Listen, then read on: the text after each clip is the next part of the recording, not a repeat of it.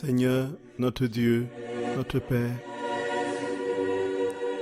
Roi de tendresse, de miséricorde et d'amour, toi le maître du temps et de l'histoire,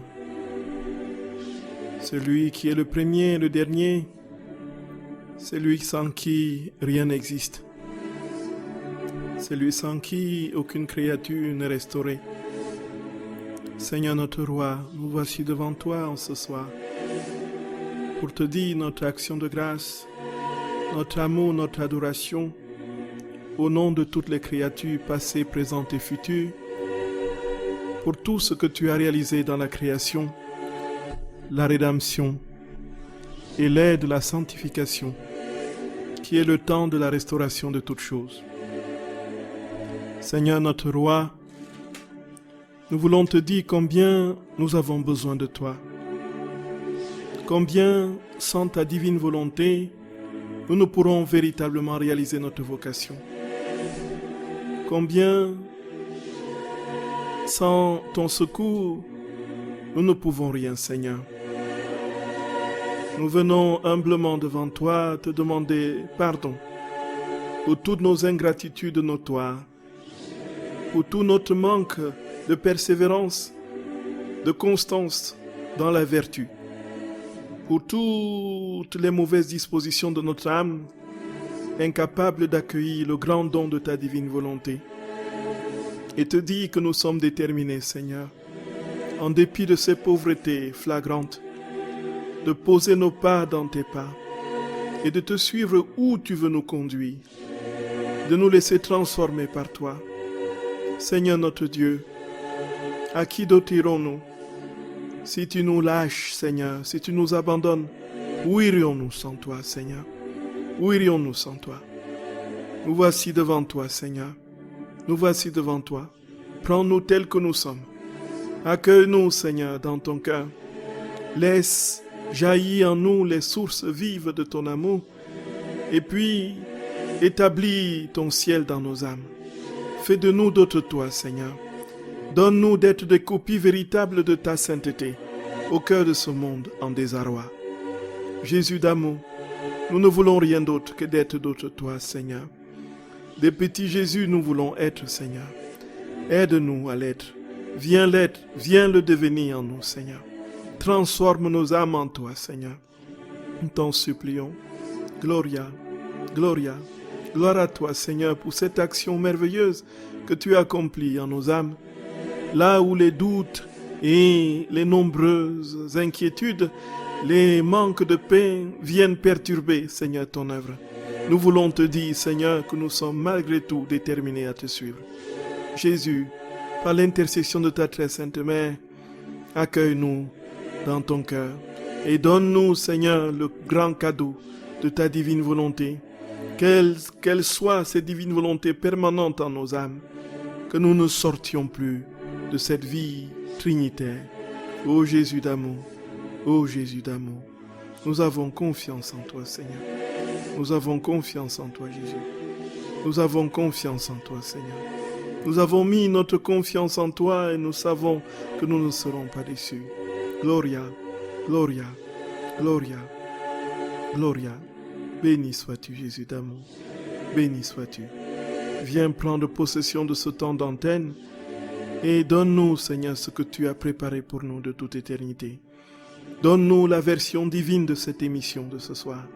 Seigneur, nous t'en supplions, quel que soit le moment où il sera écouté, que toutes les âmes qui prêteront l'oreille à ce que tu veux dire ce soir, Seigneur, soient touchées au plus intime d'elles-mêmes et qu'elles reconnaissent que tu es le seul Seigneur et que tu es le seul capable de leur donner la perfection de la paix, de la joie et du bonheur qu'ils cherchent, qu'ils recherchent de tout leur être.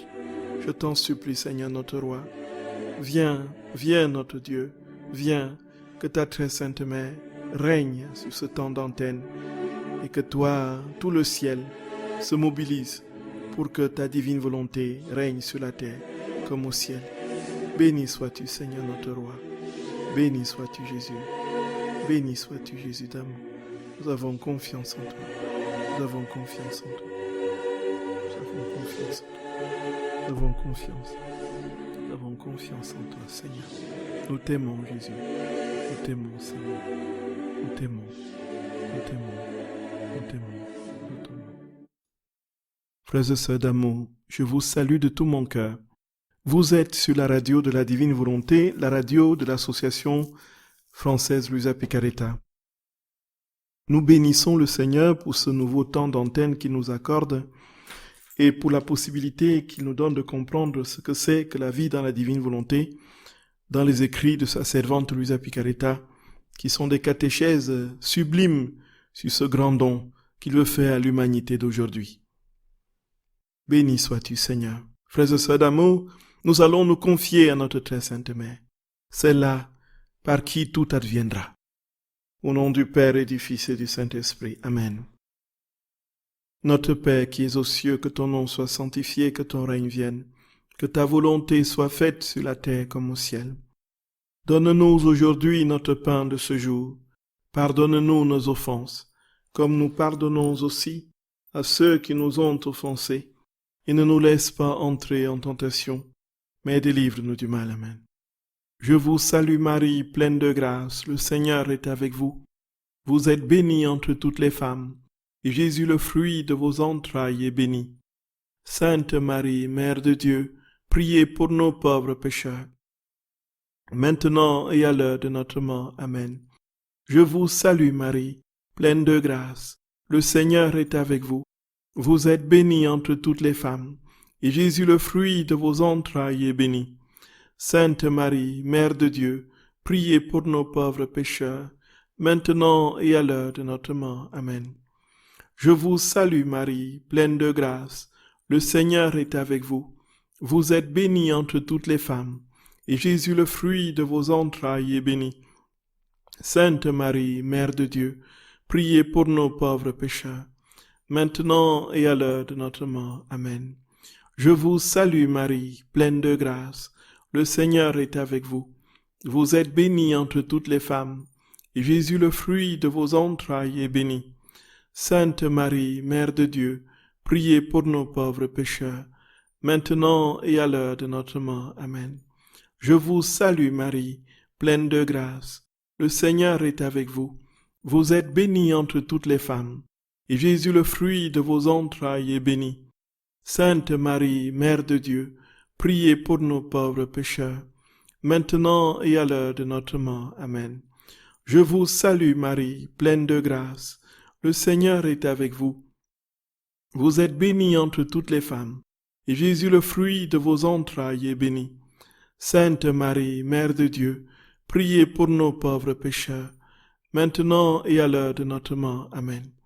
Je vous salue Marie, pleine de grâce, le Seigneur est avec vous. Vous êtes bénie entre toutes les femmes, et Jésus, le fruit de vos entrailles, est béni. Sainte Marie, Mère de Dieu, priez pour nos pauvres pécheurs, maintenant et à l'heure de notre mort. Amen. Je vous salue Marie, pleine de grâce, le Seigneur est avec vous. Vous êtes bénie entre toutes les femmes, et Jésus, le fruit de vos entrailles, est béni. Sainte Marie, Mère de Dieu, priez pour nos pauvres pécheurs, maintenant et à l'heure de notre mort. Amen. Je vous salue Marie, pleine de grâce, le Seigneur est avec vous. Vous êtes bénie entre toutes les femmes, et Jésus, le fruit de vos entrailles, est béni. Sainte Marie, Mère de Dieu, priez pour nos pauvres pécheurs, maintenant et à l'heure de notre mort. Amen. Je vous salue Marie, pleine de grâce, le Seigneur est avec vous. Vous êtes bénie entre toutes les femmes, et Jésus, le fruit de vos entrailles, est béni. Sainte Marie, Mère de Dieu, priez pour nos pauvres pécheurs, maintenant et à l'heure de notre mort. Amen. Gloire soit au Père et au Fils et au Saint-Esprit, comme il était au commencement, maintenant et toujours, et dans tous les siècles des siècles. Amen.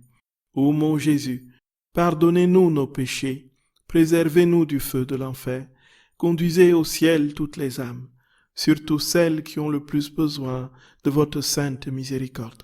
Ô Marie conçue sans péché, priez pour nous qui avons recours à vous.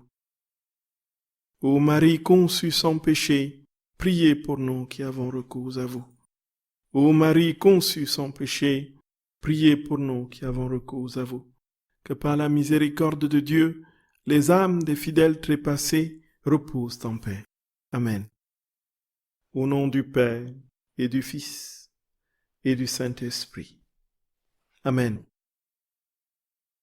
Frères et sœurs d'amour, je vous salue de tout mon cœur. Nous rendons grâce au Seigneur pour cette nouvelle occasion qu'il nous donne de continuer à explorer les fruits de la vie dans la divine volonté. Nous avons vu la dernière fois que l'ennemi, si nous tenions bon, s'enfuirait. Si nous sommes dans le combat qui est inévitable dans le cheminement spirituel, y compris dans cette vie dans la divine volonté, le Seigneur nous donne des armes justement du combat. Et les armes du combat, frères et sœurs d'amour, il a dit c'est la prière et la méditation de ses écrits. Et si nous sommes dans la prière perpétuelle et constante, et si nous sommes dans la méditation constante de sa parole, il est évident que l'ennemi n'aura pas prise sur nous. Et même si nous entrons dans les affres du combat, comme ce que nous avons lu de Luisa Picaretta, si nous sommes torturés, molestés par les démons, si nous sommes accablés de 1001 pensées blasphématoires ou même de suicide, si nous sommes dans la terrible nuit obscure de l'âme, avec tout ce que ça peut comporter comme doute et désespoir, le Seigneur nous dit, frères et sœurs bien-aimés, que nous serons victorieux et que nous remporterons cette victoire, que l'ennemi s'enfuira si nous tenons bon, si nous persévérons. C'est pourquoi nous avons déjà la victoire. La victoire est à nous. La victoire est à nous. Nous avons la victoire. Nous avons la victoire. Frères et sœurs bien-aimés, nous avons la victoire. Qui peut dire mieux que la divine volonté? La divine volonté, le Seigneur nous dit, tu as la victoire. N'aie aucune crainte, quoi qu'il arrive, quel que soit ce qui peut arriver.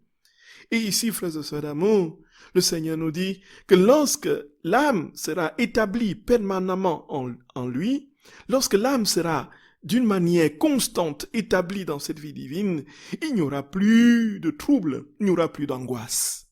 L'âme sera dans une paix constante, puisque la paix vient de Dieu, la paix c'est une vertu divine, comme il le dit, comme nous le verrons, frères et sœurs d'amour. Et c'est pourquoi nous allons aujourd'hui, frères et sœurs bien-aimés, explorer ce mystère et cette grande grâce de la paix dans l'âme lorsque nous sommes pleinement établis dans la divine volonté.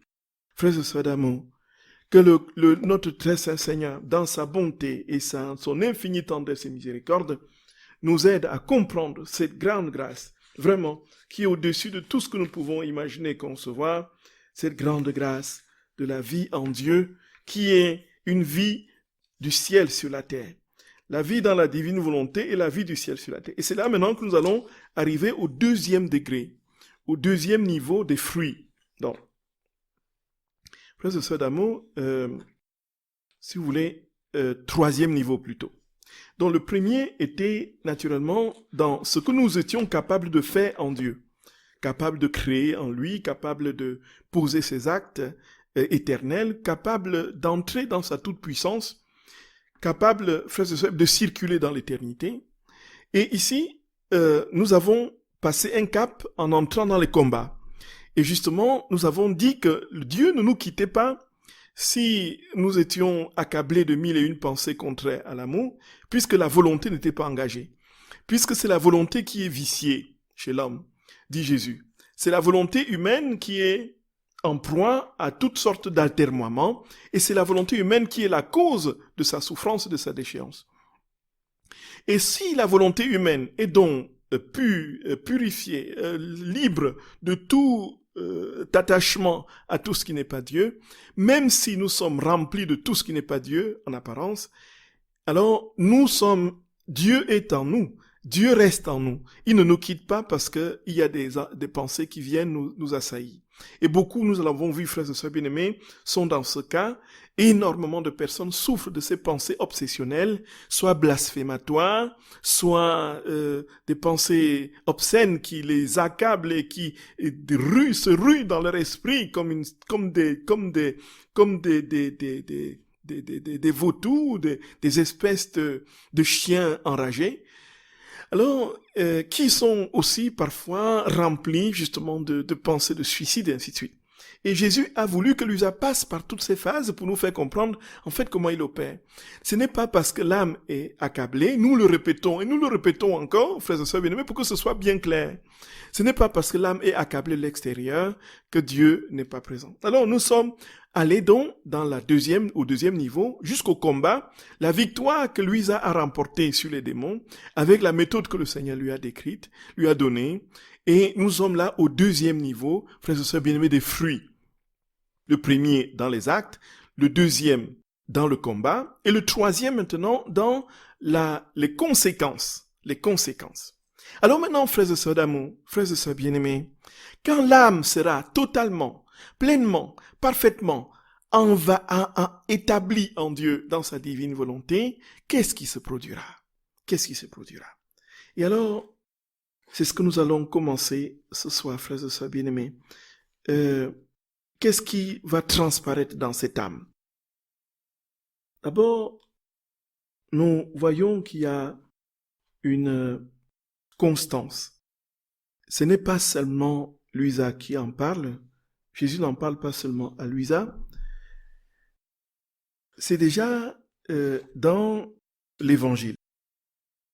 Lorsque Jésus apparaît aux disciples le matin de la résurrection, dans la maison, alors qu'ils sont apeurés et enfermés à double tour dans la maison. Quand il entre, frères et sœurs d'amour, quel est le premier mot qu'il dit, qu'il adresse à ses disciples? Alors, Jésus dit, la paix soit avec vous. La paix soit avec vous. Et Jésus dit aussi, frères et sœurs d'amour, je vous donne ma paix, je vous laisse la paix, non pas à la manière du monde. La paix que Jésus donne est une paix qui émane de son être. La paix, c'est Dieu lui-même. Frères et sœurs d'amour, c'est inouï, c'est inouï, c'est inouï, c'est inouï, c'est inouï, c'est inouï, c'est inouï. Jésus dit, je vous donne ma paix, je vous laisse la paix, non pas à la manière du monde. Alors, nous pouvons donc établir un parallélisme antithétique entre la paix du monde et la paix que Jésus donne. Comment se manifeste la paix du monde? La paix du monde est conditionnelle et au conditionnel. Donc, si j'ai les enfants en santé, je suis en paix. Si mon compte est garni, je suis en paix. Si j'ai du travail, je suis en paix. Si j'ai bien mangé, je suis en paix. Si j'ai bien bu, je suis en paix. Si j'ai bien pris ma dose de chocolat, je suis en paix.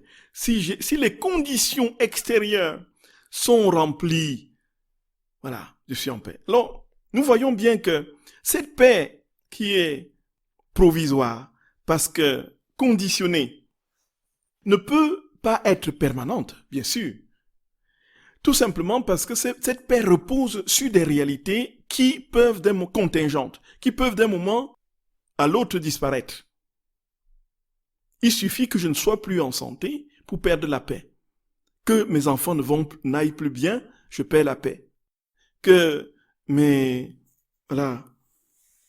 compte en banque, que j'ai des dettes et je perds la paix. Voilà, cette paix est conditionnée. Alors, Jésus dit, je vous donne ma paix, non pas à la manière du monde. Alors, cela veut dire quoi? Cela veut dire que la paix de Jésus est inconditionnelle. Elle ne repose sur rien.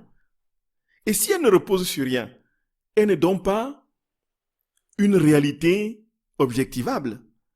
Elle est tout simplement Dieu lui-même. Si la paix ne repose sur rien, ça ne peut être que Dieu. La paix ne peut être que Dieu.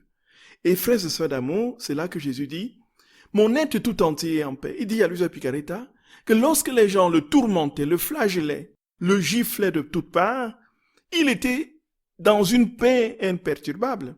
Avons-nous vu Jésus s'agiter en disant pourquoi laissez-moi tranquille, laissez-moi s'agiter et puis entrer dans 1001 convulsions en disant je suis troublé, pourquoi ainsi de suite. Non. Jésus dit, j'étais dans une paix imperturbable. Et c'est pourquoi il arrive à dire à Luisa Picaretta que la paix, frères et sœurs d'amour, c'est une vertu divine. C'est une vertu divine. Et il le dit de manière assez, oh Jésus d'amour, sois béni Seigneur, sois béni notre roi, sois béni Jésus, sois béni, sois béni. Lisons le passage du tome 9 du 29 juillet 1909. Étant dans mon état habituel, je me disais, pourquoi le Seigneur tient-il absolument à ce qu'aucun trouble n'entre en moi et qu'en toute chose je sois toujours dans la paix? Il semble que rien ne lui plaise, même les grandes œuvres, les vertus héroïques ou les souffrances atroces. S'il détecte dans l'âme un manque de paix, il semble alors dégoûté et déçu de cette âme. À ce moment, d'une voix digne et imposante, il répondit à mon interrogation en me disant, voilà, parce que la paix est une vertu divine, alors que les autres vertus sont humaines. Ainsi, toute vertu qui n'est pas auréolée de la paix ne peut être appelée vertu, mais plutôt vice. Voilà pourquoi la paix me tient tant à cœur. La paix est le signe le plus sûr qu'on souffre et travaille pour moi. Elle est un avant-goût de la paix dont mes enfants jouiront avec moi au ciel. Voyez. Donc c'est le signe que l'on travaille pour Dieu et pour lui seul. Que l'on souffre et travaille pour lui. Donc en fait, qu'est-ce qui se passe, frères et sœurs d'amour? Il se passe que si nous travaillons pour autre chose, pour quelqu'un d'autre, pour autre chose que Dieu, quand nous n'avons pas ce que nous attendons de ce que nous faisons, puisque notre paix et notre travail est conditionné, soit par une récompense, soit par un regard, soit par un... et ainsi de suite, qu'est-ce qui se passe? Lorsque cette réalité disparaît, je veux dire, est absente, lorsque le but de notre œuvre n'apparaît pas, nous entrons dans le trouble tout simplement parce que notre œuvre était conditionnée par ce que nous attendions et qui n'est pas venu. Voilà. Donc, l'enfant qui fait son devoir à la maison parce que papa lui a promis de lui acheter un Game Boy, je sais pas trop, un jeu vidéo ou bien un truc. Alors il dit, voilà, je vais m'activer. Alors il fait ce travail-là.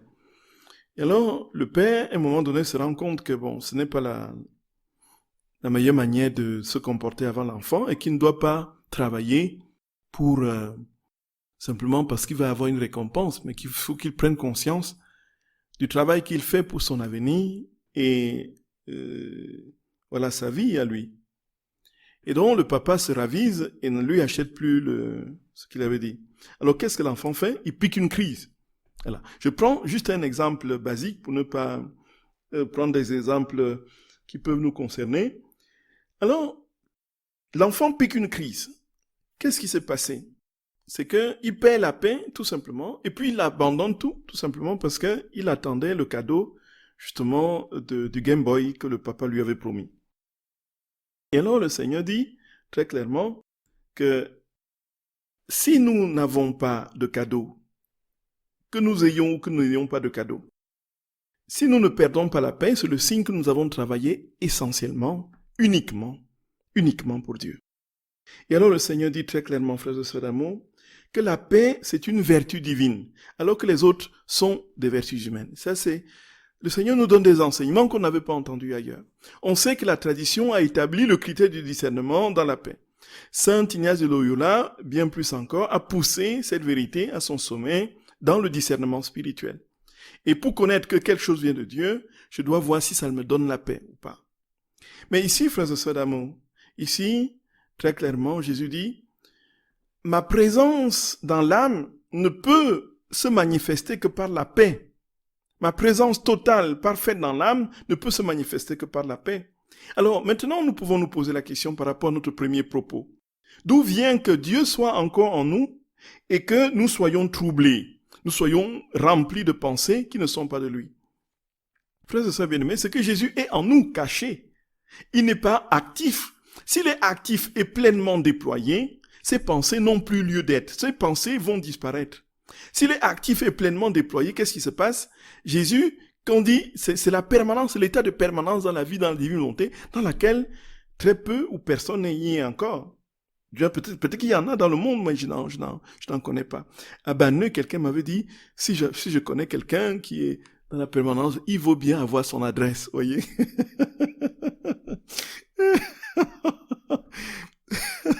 Donc, une personne m'avait demandé l'adresse de quelqu'un. Si j'arrive à trouver quelqu'un qui est permanent dans la divinité, cette personne voudrait bien l'adresse, voyez. Ça, c'était extra. Alors, frères et sœurs d'amour, nous voyons bien qu'ici, encore une fois, se vérifie ce que nous avons comme vérité dans le livre du ciel. La substance n'est pas distincte de l'attribut chez Dieu. Et puis les fruits des œuvres de Dieu ne sont pas séparés de ce qu'il est, puisqu'il se donne dans ses œuvres et dans les fruits. Et donc, si nous sommes établis en Dieu, il est normal que nous ayons la paix, puisque Dieu est paix. Dieu égale paix. Dieu égale amour. Voilà, c'est ça. Dieu égale paix. Et Jésus dit que la paix, c'est le sourire du ciel. Le sourire du ciel. Et il le dit, frères et sœurs d'amour, au tome 36, du 19 mai 1938.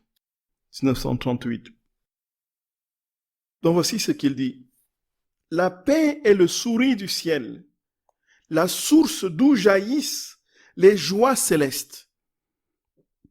De plus, ton Jésus n'est jamais troublé, en dépit de toutes les offenses qu'ils peuvent me faire. Je peux dire, mon trône est paix. C'est pourquoi je te veux complètement en paix. Je te veux complètement en paix. Ma fille, jusque dans la manière dont nous devons nous adapter l'un à l'autre et nous ressembler l'un à l'autre. Je suis paisible. Tu dois être paisible.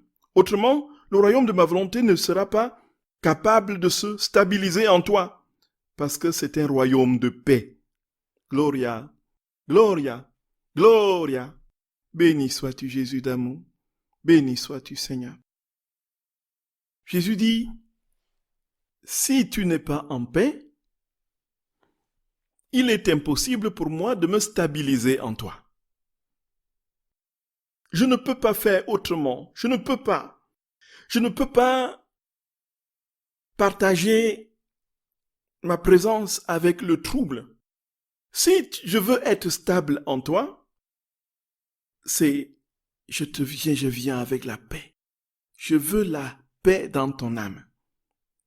Frères et sœurs d'amour, ceci nous pose la question effectivement de la souffrance qui est pour beaucoup indépendamment de leur volonté, qui sont des personnes qui sont totalement données au Seigneur et qui sont, comme je l'ai dit tout tantôt dans les émissions passées, tellement remplis de Dieu et malgré cela, en but à des troubles et à des perturbations constantes qui leur enlèvent et arrachent la paix. Frères et sœurs d'amour, donc très clairement encore, nous revenons sur ce même point, tant que l'intention est bonne, tant que la volonté n'est pas engagée, nous sommes tout simplement des victimes d'une souffrance intérieure et des combats, des luttes, des acharnements et des assauts des démons. Mais nous ne sommes pour rien dans ce qui se passe. Mais Jésus dit, quand il viendra s'établir parfaitement dans l'âme, quand l'âme sera tout entière imprégnée de sa présence, il n'y aura plus ce trouble-là. Il n'y aura plus ce trouble. Ce trouble disparaîtra. Et puis, il prendra possession de l'âme. Frères et sœurs bien, nous ne savons pas combien de temps notre combat va durer, mais toujours est-il que Jésus promet qu'il va remporter la victoire sur toutes ces formes de troubles et qu'il viendra s'établir véritablement et parfaitement dans l'âme. Voyez. Et ça, frères et sœurs d'amour, il n'y a rien qui soit au-dessus de cette vérité, parce que Jésus qui est vérité, qui est paix, quand il parle, dans sa vérité et la paix, dans les attributs se tiennent. L'amour et la paix et la vérité s'entrelacent. Jésus dit qu'il n'y a pas de royaume de la divine volonté sans la paix. Et donc nous pouvons vérifier déjà si nous sommes dans la divine volonté ou pas, en fonction de la permanence de la paix dans laquelle nous sommes. Voyez. Et Dieu sait, frères et sœurs bien-aimés, que nous sommes troublés de mille manières. Personne n'est exempt, hein, parce que nous sommes encore en chemin.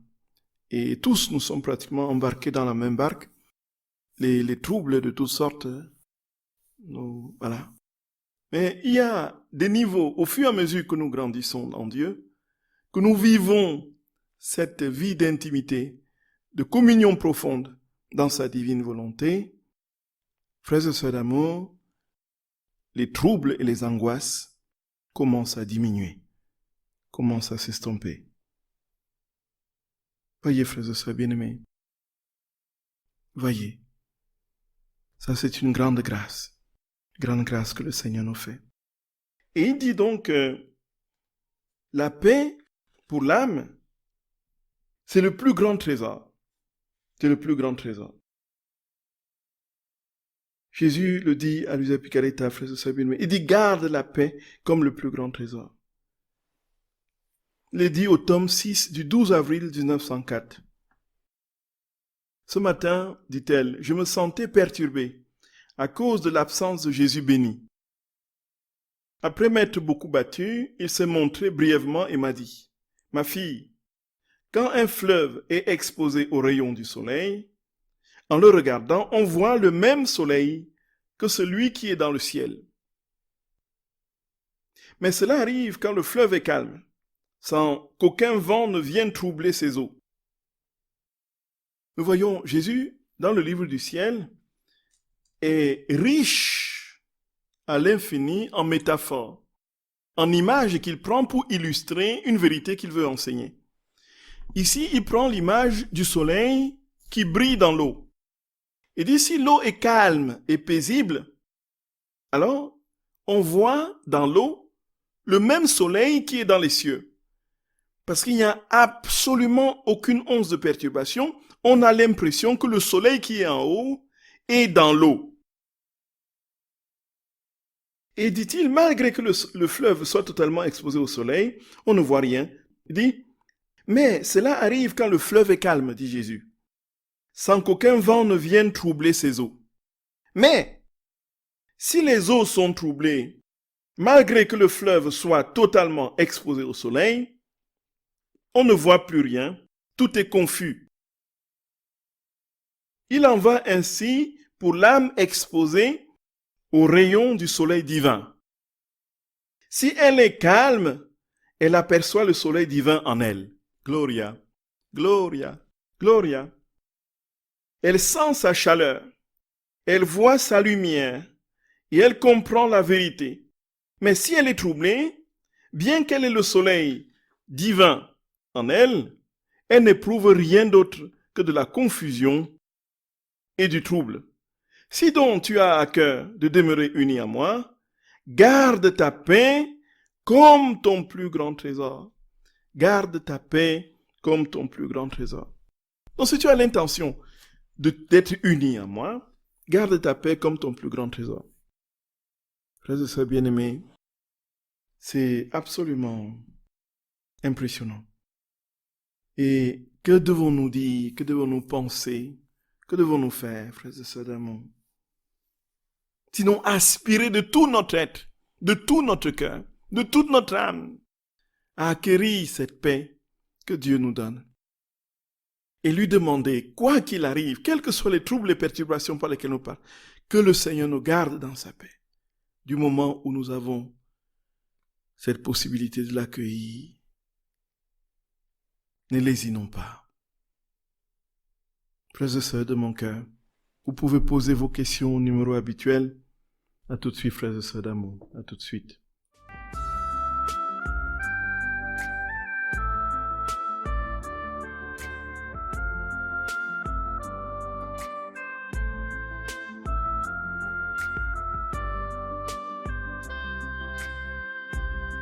Mon seul désir, c'est de vivre en toi, de te laisser grandir en moi, que ta vie soit ma vie.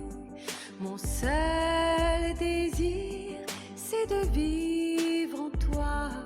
Seigneur, tu es mon roi. Seigneur, tu es mon roi. Que ton règne à jamais soit ma flamme, que j'attire à toi toutes les âmes. Oui, c'est mon seul désir. Mon seul désir, c'est de vivre en toi, de te laisser grandir en moi, que ta vie soit ma vie.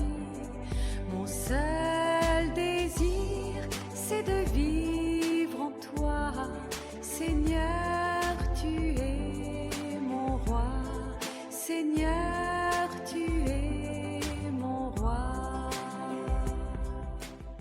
Chers frères et sœurs bien-aimés, vous êtes sur la radio de la Divine Volonté, dans la radio de l'Association française Luisa Picaretta, dont nous rendons grâce au Seigneur pour ce moment qu'il nous donne d'entrer un tout petit peu plus dans la compréhension de son œuvre en nous. Sois béni, sois béni, sois béni, Seigneur notre Roi, sois béni. Frères et sœurs bien-aimés, il y a une question qui est arrivée. Alors, comment articuler la paix, vertu divine, avec les vertus théologales? Donc, mes chers sœurs bien-aimés, disons que dont les vertus théologales sont habituellement connues, c'est la foi, l'espérance et la charité. Les trois vertus théologales. Pourquoi théologales? Parce que elles sont données par Dieu. Elles viennent de Dieu. Elles sont de Dieu. Elles sont produites par Dieu. En fait, la foi est la ferme assurance, comme dit l'Épître aux Hébreux, des choses qu'on espère, la démonstration de celles qu'on ne voit pas. Nous voyons bien que l'âme ne peut pas, par elle-même, articuler une logique de compréhension ou d'adhésion à une vérité dont elle n'a pas la connaissance. Il faut que Dieu soit en elle, justement, pour l'amener à se donner, à connaître et à le connaître et à l'aimer. Voilà. Donc, c'est pourquoi c'est un don de Dieu. Dans l'espérance, tout aussi, l'espérance qui est liée à la foi, justement, l'accueil et l'attente des promesses qui nous ont été faites par notre Seigneur, et dans une certitude inébranlable, qui est aussi parfois très en lien, très étroitement liée à la foi.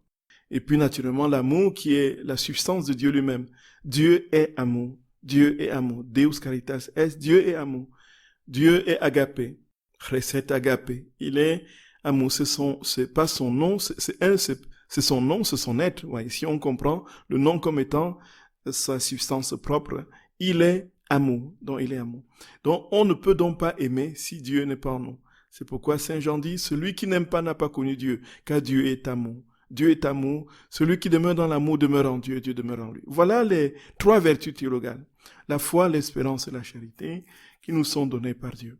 Donc dans l'Écriture, la paix, comme la joie, comme la bonté, comme la douceur, comme la maîtrise de soi, sont plutôt dans le chapitre des fruits de l'Esprit Saint, que l'on peut lire dans l'Épître aux Galates au chapitre 2, Galates au chapitre 5. Oui. C'est là qu'on a les fruits du Saint-Esprit. Et là, effectivement, on a la paix. La paix est un fruit de la présence de Dieu, du Saint-Esprit. Mais ici, Jésus parle de vertu dans le sens où c'est lui qui le donne aussi. C'est lui qui le donne. Donc, puisque quand il est dans l'âme, il produit ce qu'il est, il donne la paix. Donc, de sorte que, si on a les trois grandes vertus théologales pour lesquelles, en quelque sorte, le Seigneur donne des enseignements sublimes et lumineux à Luisa Picaretta, on a à côté d'autres vertus qui ne sont pas au niveau des vertus théologales, mais qui sont à peu près, on pourrait les appeler, n'est-ce pas, dans une certaine mesure, les vertus, dans la mesure où ils sont justement aussi des dons de Dieu, produits par Dieu, qu'ils donnent une disponibilité de l'âme qui est ressemblante à celle de Dieu, parce que Dieu est présent. Voilà. Donc la paix, on pourrait plutôt parler des fruits de l'esprit, de sa présence, là où il y a dans les vertus théologales, les trois vraiment qui constituent la vie chrétienne dans son déploiement, dans son acte de croire et dans sa pratique concrète. Et on pourrait dire donc, lorsque l'âme est dans l'amour, puisque Jésus dit d'ailleurs que l'amour, c'est tout lui-même. Donc la paix, la douceur, la maîtrise de soi, c'est le fruit, c'est les petites filles de l'amour, c'est les filles de l'amour, voyez. On pourrait ainsi dire les choses. Donc en fait, l'amour contient tous les fruits du Saint-Esprit. Si je suis dans l'amour, je suis dans la paix, je suis dans la justice, je suis dans la maîtrise de soi, je suis dans la bonté, je suis dans la douceur, je suis dans la longanimité, je suis dans tout ce que Saint Paul décrit dans l'Épître aux Galates au chapitre 5. Donc tout est, en fait, si vous voulez, les 3 grandes vertus théologales, ce sont des vertus mères qui contiennent les autres petites vertus ou bien les autres fruits de l'Esprit Saint. Vous voyez, dans ce sens-là. Donc, en fait, si on est dans l'amour, on est dans la paix. C'est la vérité. Et Jésus dit, l'amour qui est porté et structuré par la droite intention dirige l'âme. C'est-à-dire que si la paix, Jésus dit que la paix ordonne les passions, réordonne les passions, et le maestro qui dirige l'âme et qui la conduit, c'est la droiture d'intention. Et cette droiture d'intention, c'est quoi? C'est tout fait par amour pour Dieu, tout fait par amour, tout fait pour l'amour de Dieu. Donc l'amour porte tout, en définitive, contient tout, en définitive. L'amour génère, donne naissance à la paix, à la joie, à la douceur, à la bonté, à l'humilité, tout est aussi dans l'amour. Si on aime, on se prendra la dernière place pour que l'autre soit élevé. Ainsi de suite, ainsi de suite. Voyez? Voilà, ma chère sœur bien-aimée. Voilà ce que je peux dire, je peux balbutier. Alors, une autre question qui est arrivée. Peut-on dire que Dieu est plus dans les personnes de tempérament calme?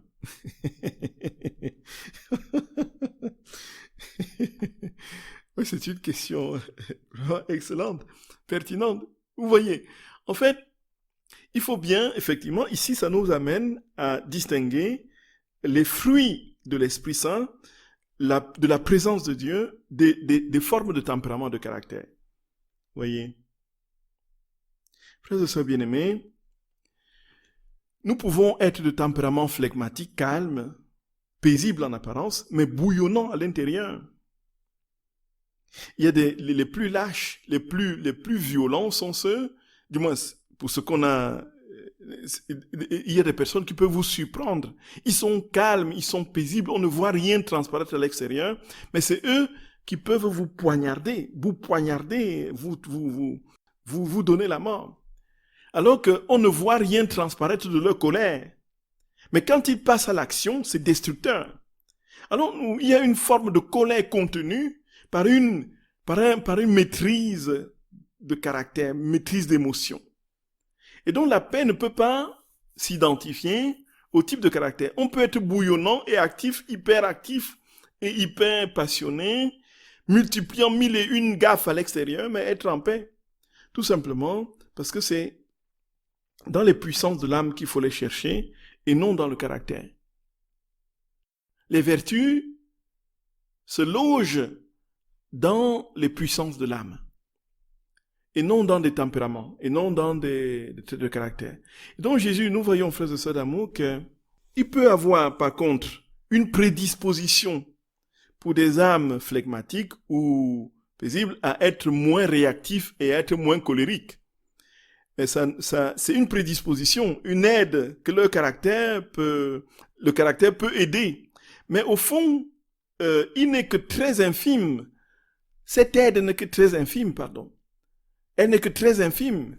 Tout simplement parce que la vérité de l'âme se joue dans les 3 facultés et toute l'action de l'âme est ainsi, de manière permanente, mise à jour devant Dieu par la volonté, la mémoire et l'intelligence. Voyez. Et tout cela, on ne le voit pas de l'extérieur. Le caractère, c'est ce qui se voit. Quand je pense quelque chose de vous, vous ne le voyez pas. Quand je veux quelque chose au fond de moi, si je ne le dis pas, vous ne le saurez pas. Quand je me rappelle de quelque chose, si je ne dis pas ce de quoi je me suis rappelé, vous ne verrez rien. Voyez, frères et sœurs d'amour, vous ne verrez rien. vous ne verrez rien. Et alors, nous voyons que tout don est dans l'âme. Tout don est dans l'âme. Mais à l'extérieur, on voit des choses. On peut voir des choses à l'extérieur mirobolantes, extraordinaires, des personnes qui rendent service de manière exemplaire, qui sont dévouées, qui sont tout données, ainsi de suite. Mais qui, au fond, cachent des intérêts plutôt absolument étonnants par rapport à ce qu'on a vu à l'extérieur. Et pour ce qui est des apôtres, on a vu qu'ils avaient différents tempéraments. Il y avait Pierre qui, lui, était bouillonnant et combien, voilà, il cassait la baraque pour le moindre petit truc. Il se levait bouillonnant, le sang chaud, là. Il prend son épée, il flanque l'oreille de Malchus. Et puis, il dit, mais ne touchez pas mon maître, il engage la bagarre. C'était Pierre.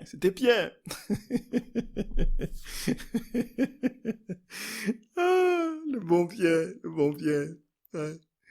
Et puis, on ne voit pas Judas, on ne l'entend pas. On ne voit pas ce qu'il pensait. Mais il était sournois, voyez. Il était apparemment calme. Mais il était infiniment plus dangereux que Pierre, qui lui était bouillonnant, voyez. Donc, c'est un peu ça, mes très chers. Ce que je peux vous dire, le peu que je peux vous dire. Alors, frères et sœurs bien-aimés, voici donc Jésus, dans sa tendresse infinie, sa miséricorde et son amour, nous dit, « Mon enfant, je veux être en toi dans la paix. Et je veux être en toi dans la paix. Je ne veux rien d'autre. Je veux que ton âme soit disposée à être dans la paix pour que je vienne m'établir en toi. » Jésus dit que la paix, c'est le printemps de l'âme. C'est le printemps de l'âme. Et alors, qu'est-ce qui se passe au printemps?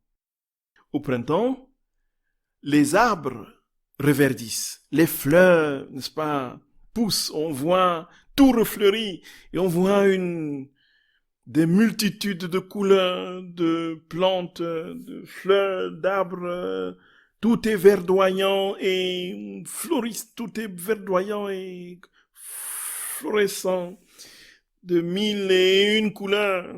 C'est le printemps, lorsqu'on a passé l'hiver. Et Jésus compare la paix justement au printemps de l'âme. C'est-à-dire que si nous arrivons déjà à nous établir dans la paix, qu'est-ce qui se passe? Tout va refleurir en nous. Toutes les vertus vont germer. Toutes les grâces, les dispositions, tout en nous va s'ouvrir à la vie de Dieu. Et Jésus parle de ce jardin verdoyant intérieur où le Père Céleste va se réjouir et marcher en cueillant des fruits. Gloria, Gloria, Gloria, béni sois-tu Seigneur. C'est au tome 13 du 18 décembre 1921. Jésus dit, à l'instar du printemps, dit Jésus, la paix est le sourire divin sortant l'âme de sa torpeur. Comme dans un printemps céleste, elle délivre l'âme de la froideur des passions, des faiblesses, des inconstances. Elle fait s'épanouir toutes les fleurs et croître toutes les plantes, formant ainsi un jardin verdoyant où le Père Céleste se réjouit de marcher et de cueillir des fruits dont il s'alimente, dont Dieu vient se nourrir dans notre jardin. Il vient se nourrir dans le jardin de notre âme, là où tout pousse, tout refleurit, tout germe. En fait, Dieu trouve son aliment dans l'âme qui est dans la paix, dit Jésus. L'âme en paix est pour moi un jardin dans lequel j'aime me recréer et m'amuser. Oui, frères et sœurs d'amour. C'est fou, c'est fou. Écoutons, frères et sœurs d'amour, écoutons Jésus. La paix est lumière, irradiant tout ce que l'âme pense, dit et fait. L'ennemi ne peut s'approcher de l'âme en paix, parce qu'il se sent agressé par sa lumière, blessé et étourdi, il est forcé de fuir pour éviter la cécité. La paix est domination, non seulement sur soi-même, mais sur les autres. En présence d'une âme paisible, les autres sont ou conquises, ou confuses et humiliées. Ou bien, elles se laissent dominer, restant amies avec l'âme possédant la paix, ou bien elles partent, confuses, incapables de supporter la dignité, le calme et la douceur de cette âme. Jésus, c'est fou, Jésus dit très clairement, frères et sœurs d'amour, que la paix confère à l'âme une domination, une paix, la paix confère à l'âme une présence, une autorité qui fait que soit vous êtes des âmes de paix et vous êtes amis avec cette personne, soit encore vous êtes des pervers et vous êtes confus, humiliés et vous fuyez parce que vous ne tolérez pas que quelqu'un soit en paix alors que vous êtes complètement troublé et agité. Et la personne qui donc est dans cette paix permanente attire des personnes soit qui veulent être dans la paix, soit qui sont en paix. Donc les personnes qui cherchent la paix trouvent et noisissent auprès de ces personnes. Il y a comme une présence. Nous voyons où nous cherchons nos autorités. C'est dans l'autoritarisme, nous. Nous cherchons notre pouvoir dans le fait de ne pas être contrariés. Dans le fait que nous avons le dernier mot. Nous cherchons nos pouvoirs dans quoi, frères et sœurs? Dans la domination, l'écrasement des autres. Et Jésus dit, le calme, c'est-à-dire que les âmes qui ne sont pas de la paix sont incapables de supporter la dignité de cette personne, le calme et la douceur de cette âme. Même les plus pervers sentent le pouvoir d'une âme en paix. Je suis très fier d'être appelé Dieu de la paix et prince de la paix. Aucune paix n'existe sans moi. Je suis seul à posséder la paix et je la donne à mes enfants légitimes restant liés à moi en tant qu'héritiers de mes bienfaits. Le monde et ses adeptes n'ont pas cette paix. Et ce qu'on n'a pas, on ne peut le donner. Au plus, ils peuvent protéger une paix apparente qui les torture intérieurement. C'est une fausse paix qui contient en elle une goutte de poison. Ce poison émousse le repentir et la conscience et amène le règne du vice. Je suis la paix véritable, dit Jésus.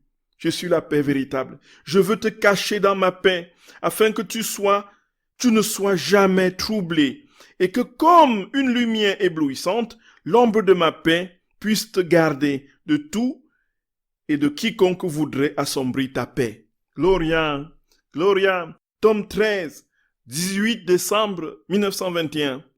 Frères et sœurs bien-aimés, voici ce que notre Seigneur nous dit. Il nous dit que si tu es dans la paix, tu vis déjà le ciel ici-bas. Personne ne peut te perturber, bien sûr, mais tous ceux qui s'approcheront de toi et qui ont des intentions mauvaises seront confuses, seront déroutés, parce que toutes leurs critiques, toutes leurs attaques seront nulles et non avenues puisqu'ils ne rencontreront pas ici de réaction, puisque vous êtes établis dans la paix de Dieu. Et vous serez, même pour les plus pervers qui vous approcheront, vous serez redoutables alors que vous n'avez rien fait d'autre, parce que vous êtes établis en Dieu. Donc vous éblouissez du fait de votre lumière toutes les personnes qui sont dans la ténèbre du péché. Voilà ce que Jésus nous dit, frères et sœurs bien-aimés. Et voici ce que nous allons nous demander de tout notre cœur, que Jésus nous établisse dans sa paix. Que Jésus nous établisse dans son amour, pour que tout découle de cet amour, sa paix, sa douceur. Que Jésus grave en nous son visage. Que nous trouvions en lui, frères et sœurs bien-aimés, d'une part notre ciel, et qu'il trouve en nous d'autre part son ciel. Et que nous soyons un avec lui, pour que son visage soit en nous. Nous sommes la joie du Christ. Nous sommes l'amour du Christ. Nous sommes la paix du Christ, frères et sœurs bien-aimés. Qu'avons-nous fait de lui? Qu'avons-nous fait de Jésus? Frères et sœurs d'amour, que notre très saint Seigneur établisse sa main sur vous, vous accorde la plénitude de sa paix et vous donne de la rechercher, cette paix, de toutes vos forces, et de crier vers lui, Seigneur, donne-moi ta paix, Jésus. Viens t'établir en moi et domine-moi de ta paix, de ta présence et de ta paix, pour que toute inquiétude, toute angoisse disparaisse enfin, et que je sois tout entier établi en toi. C'est notre prière vers toi, Seigneur. C'est notre prière vers toi, Jésus. Donne-nous ta paix. Donne cette paix dans les âmes.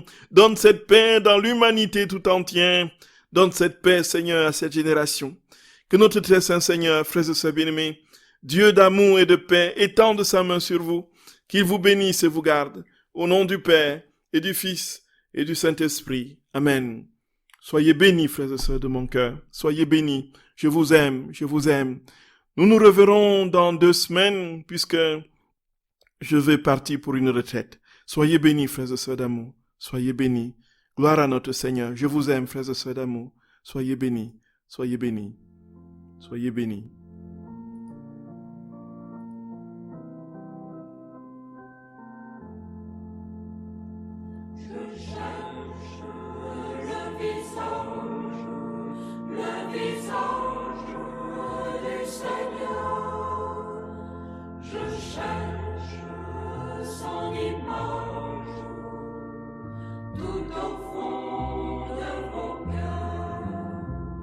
Vous êtes le corps du Christ, vous êtes le sang du Christ, vous êtes l'amour de Christ.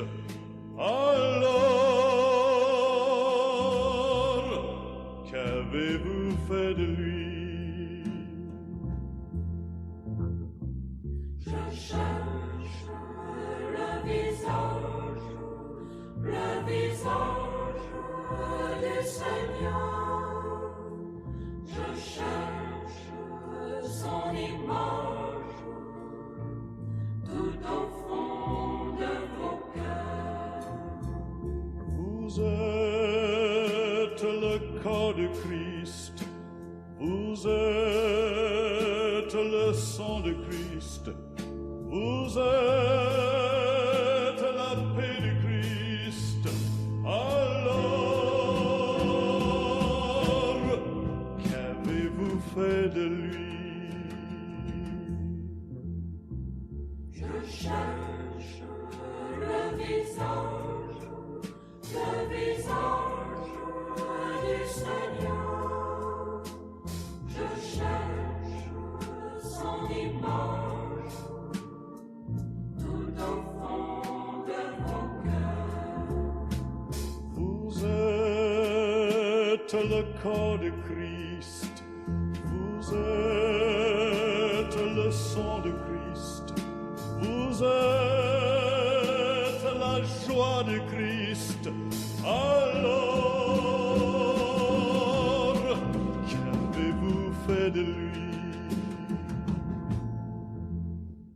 Je cherche le visage du Seigneur. Je cherche son image tout au fond de vos cœurs. Je cherche